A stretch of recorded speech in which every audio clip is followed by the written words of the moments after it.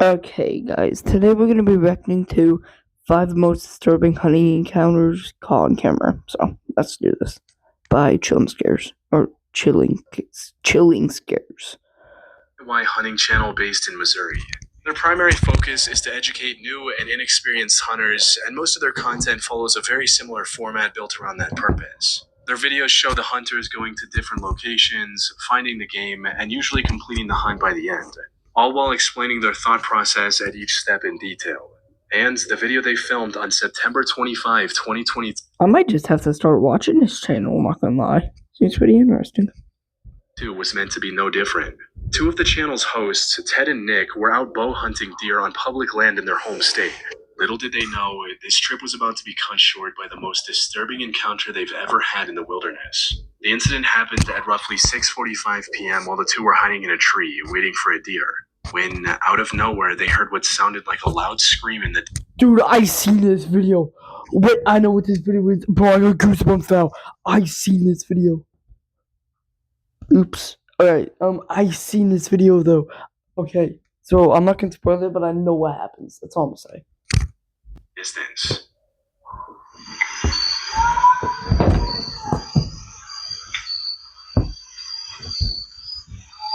Sure.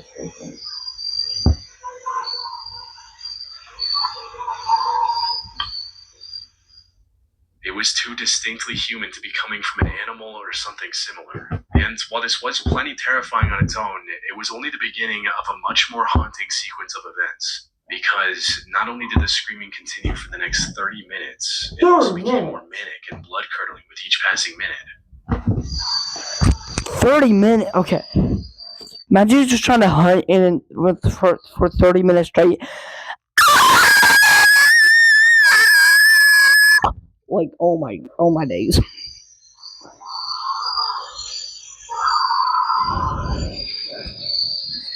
Oh, I'm scared. I got goosebumps.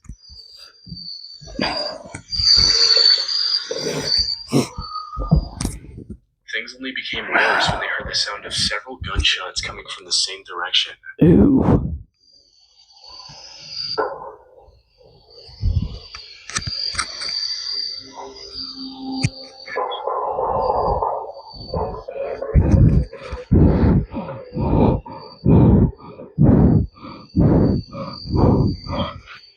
Oh my gosh.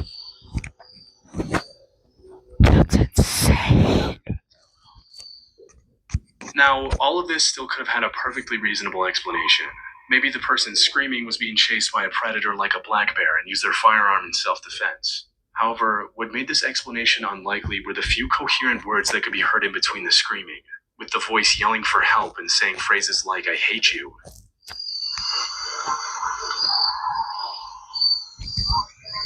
Oh my days. The voice became even more disturbing after the gunshots, shouting what sounded like, "Somebody help, you effing killed her," and other disturbing phrases.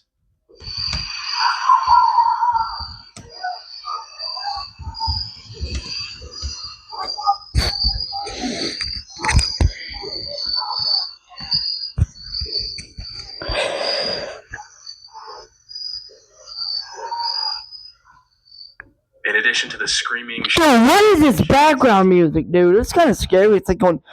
You also heard the sound of multiple cars speeding off, after which everything went silent.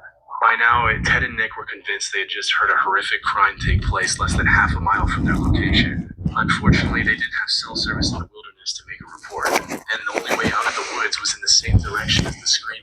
Getting too close and alerting what could be an armed and dangerous group could have been life-threatening. So they decided to stay silently hidden in the trees for the next few hours, and only moved back after it was completely dark out. The two eventually made it back to their car and drove to a spot with cell reception to report the incident. However, from what I was able to find, the authorities weren't able to locate a body or even find any evidence of a crime at the location Ted and Okay, that's kind of good. leaving this disturbing encounter have been resolved. People on the internet have come up with several ways to explain... Actually, it's kind of bad, actually. Ranging from a firing squad execution to someone having a drug-fueled mental breakdown with a gun in their hand. Oh. But many have also accused the hunting public of faking the whole thing, which is a common strategy by failing YouTube channels to go viral and gain new viewers. However, the hunting public had a fairly consistent viewership before this video, and it didn't Oh god dang, if that was the truth, then it kind of worked on me. increase by a significant amount after the encounter. They also have over 1,400 other regular hunting videos, this being the only one with a strange encounter. Typically, channels that fake videos have other suspicious content. The screams also seemed far too primal and emotional for anyone to fake that convincingly. Put simply, what they heard was more than likely real. Unfortunately, it's been over 3 years since the incident, and we still have no answers on what it was all about. You know how every year around this time, the temperature drops, everyone around you starts coughing, and suddenly Yes. you're convincing yourself you're probably fine? Yeah, that was me a few weeks ago. I kept brushing off this awful sore throat because I really didn't feel like dealing Okay, there's probably gonna talk about some new sickness or something, probably. I don't know. with the whole Dr. Hunt nightmare. You know, calling offices, getting put on hold, and trying to figure out who's in network, all of that. But then one morning I woke up and felt like I had literally swallowed a cactus, which was my wake-up call. I finally admitted to myself I couldn't just power through it, but I also didn't want to spend an entire day playing phone tag trying to find someone who could actually see me before spring. Oh my gosh, this is a sponsorship, isn't it? Oh my days. That is where today's video sponsor ZocDoc comes I called it! in. ZocDoc is a free website where you can search and compare high-quality, in-network doctors, choose the right one for your needs, and click to instantly book an appointment.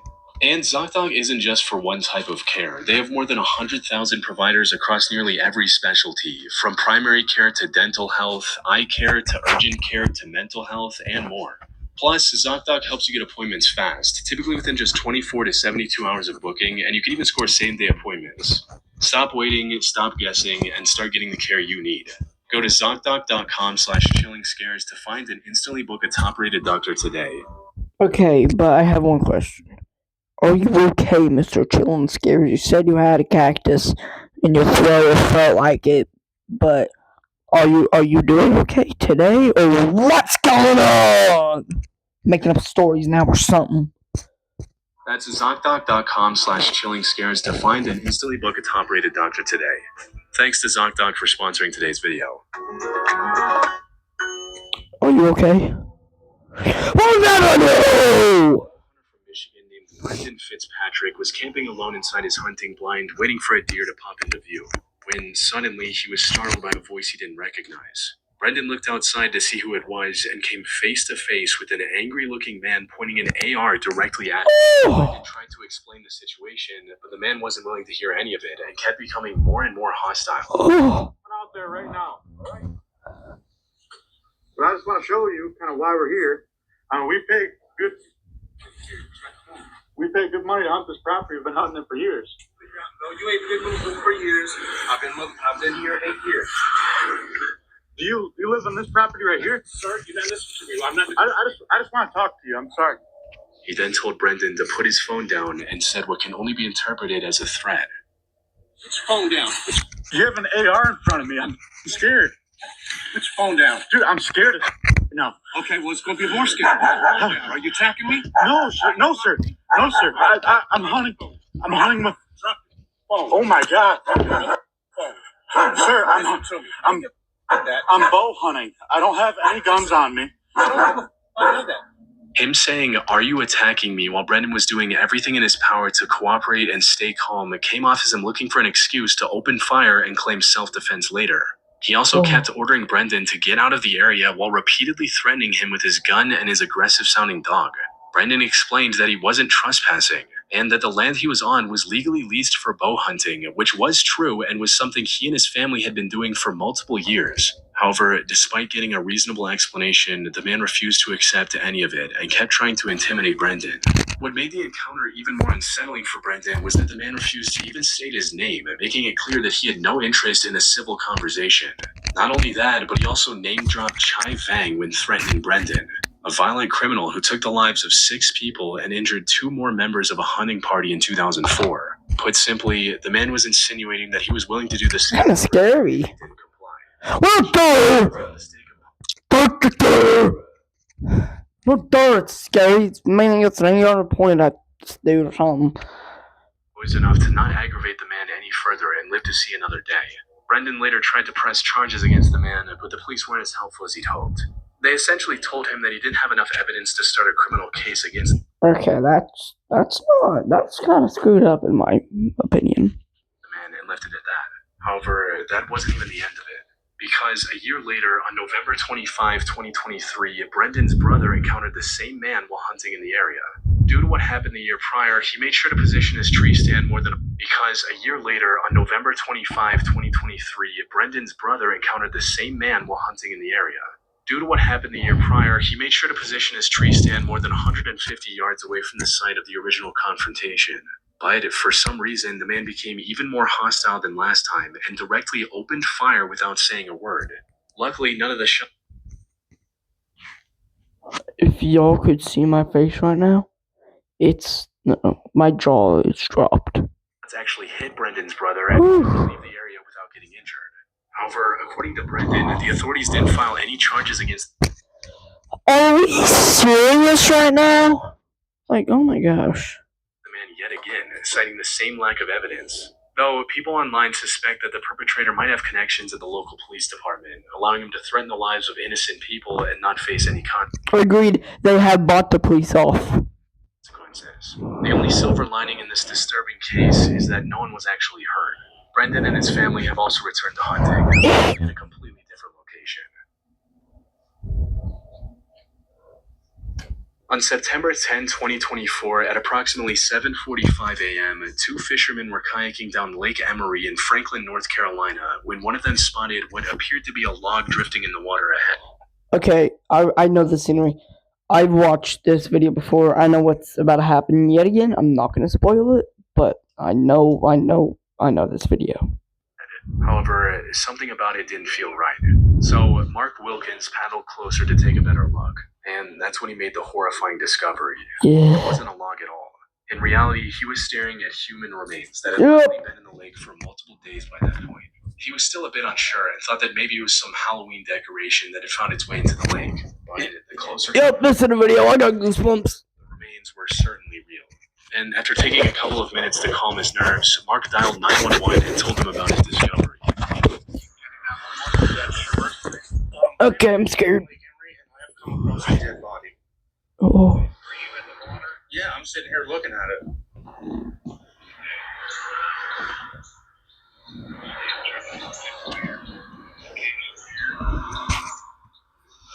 I mean, it could. I mean, it looks like a dead body. I mean, there's a hand sticking up. There's a rotted face. I don't know if it's some kind of stupid Halloween spoof, but I'm not touching it.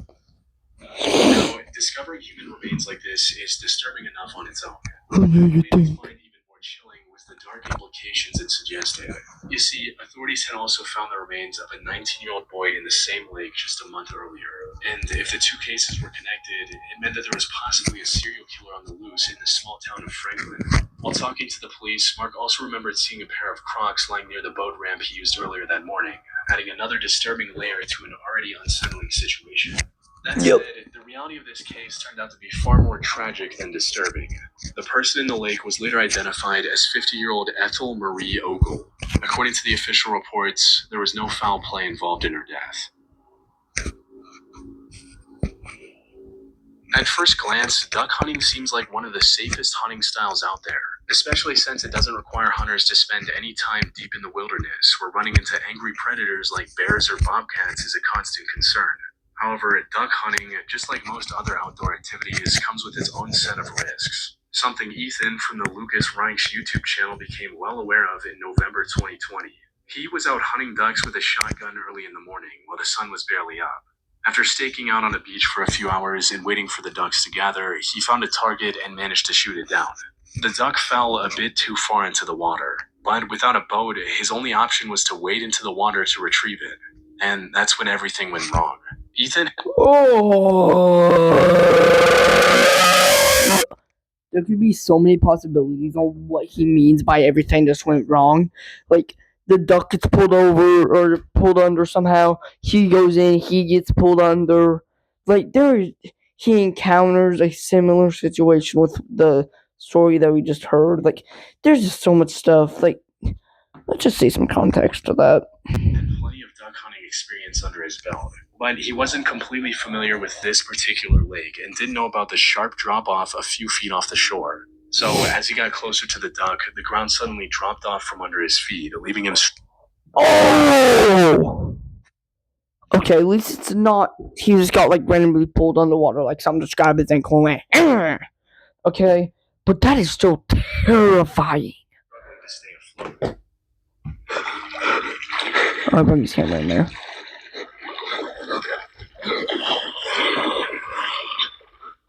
He also knew how to swim, but that wasn't as big of a help as he'd hoped it to be. The biggest issue at hand were his waders. They became filled with water, sinking him deeper while also making it near impossible to move in the water. Under normal circumstances, staying afloat is relatively easy for anyone who knows what they're doing. However, water-filled waders make this otherwise simple task infinitely more difficult, as drowning becomes a stronger possibility with each passing second. To make matters worse, the water Ethan was in was also extremely cold. Even if he could stay afloat with heavy waders, he still risked contracting hypothermia and passing out before drowning. The cold water was also tensing up his muscles and making it difficult to keep moving. And to top it all off, he was also completely alone on this trip. Having someone with you on any nature expedition increases the chances of survival exponentially. Even if a partner isn't able to help directly, they can at the very least call for help. Ethan, however, didn't have that option.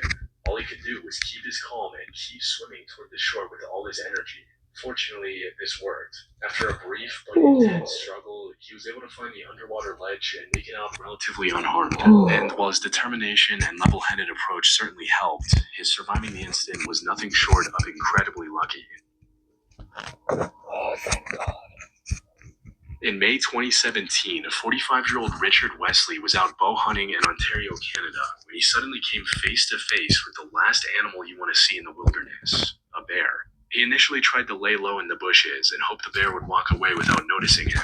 Unfortunately, he was in a wide open area, resulting in the bear seeing him and coming toward him. One of the only options he really had left at this point was to run away, which, considering a bear's top speed of up to...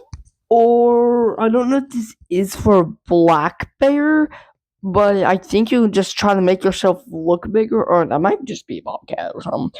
But you just make, I think you did.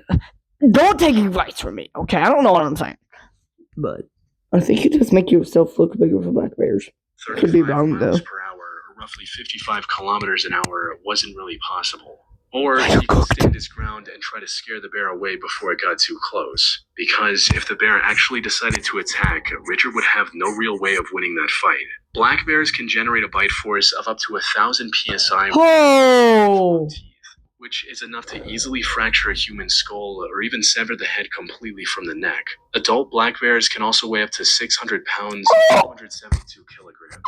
In other words, once a black bear is on top of you, there's no practical way to get it off. Plus, the weight alone can also cause asphyxiation within seconds. Not to mention the 2-inch-long claws that can leave deep lacerations down to the bone.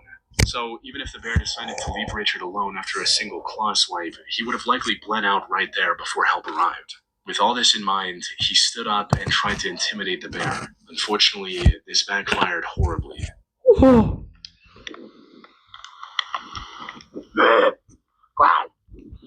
And tried to intimidate the... Are we for real? Did he just try to scare off a bear going... Bleh? Unfortunately, this backfired horribly. Are we for real?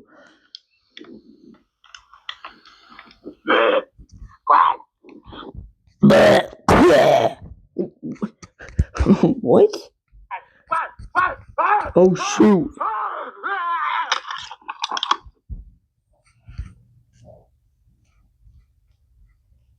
Oh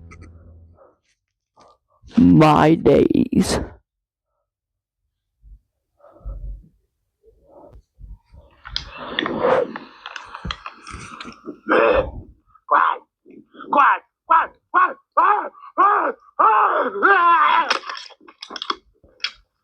Instead of running away, the bear lunged at Richard and slammed into the ground. For a moment, he thought this was the end. But as he was falling down, something exceptionally lucky happened. The wooden bow Richard was holding in his hand got shoved into the bear's jaw. This not only kept the bear from shredding his arm, but biting into the wood also disoriented it enough to make it turn and leave Richard alone. So, despite coming dangerously close to losing his life, Richard was able to walk away with only a few minor bruises. But while he escaped physical harm, the psychological impact of this attack on him and his family was significant. As he stated in an interview later, "We watched the video footage. My stomach just tightened, and my wife started crying. Instead of admitting that I'm scared, and I probably should have went and talked to a professional about what happened, but I just downplayed it." That said, the experience also left Richard with a far deeper appreciation for the life he has. Okay, well, I hope you guys enjoyed today's reaction. Or this week's reaction, I should say. And yeah, see you in the next one. Yep.